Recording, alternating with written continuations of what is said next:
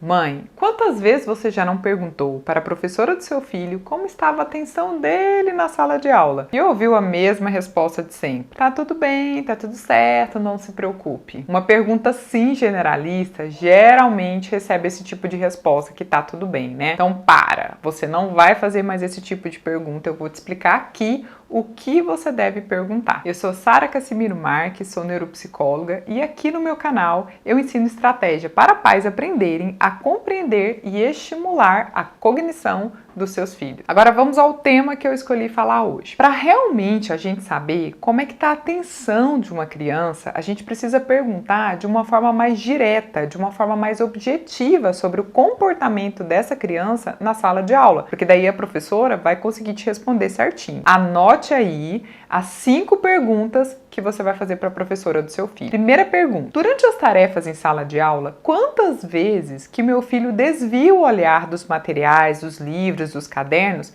e vai fazer outras coisas, como conversar com os colegas, mexer na mochila e levantar? Segunda pergunta: e mais? Quando você pede para o meu filho realizar alguma tarefa na sala de aula, ele faz imediatamente ou ele fica se enrolando, ou seja, ele demora a iniciar as tarefas escolares quando a professora está pedindo. Terceira pergunta: quantas vezes ele deixa de responder uma pergunta feita pelo professor? Por você, professora, quantas vezes que ele faz isso? Quarta pergunta: quantas vezes ele desvia o olhar da professora durante a explicação da matéria? Às vezes ele está olhando o que está acontecendo ali na janela, o que outros alunos estão fazendo.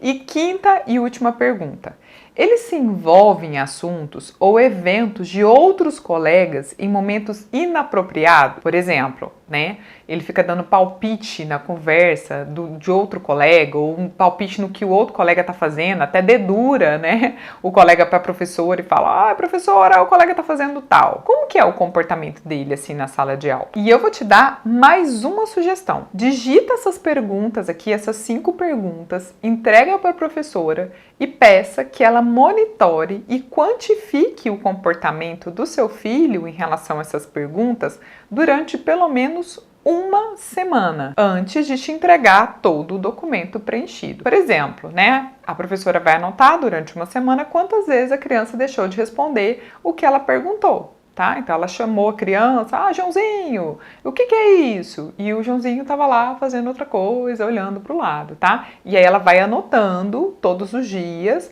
quanto que isso, quantas vezes aconteceu isso, e no final da semana ela te entrega esse documento aí com essas 5 perguntinhas. Aí sim, mãe, você vai ter um dado quantitativo, algo que você consegue ver e realmente perceber se aquela criança está com dificuldade em prestar atenção na aula ou não. Se você gostou dessas dicas, já curte aqui esse vídeo. Um abraço!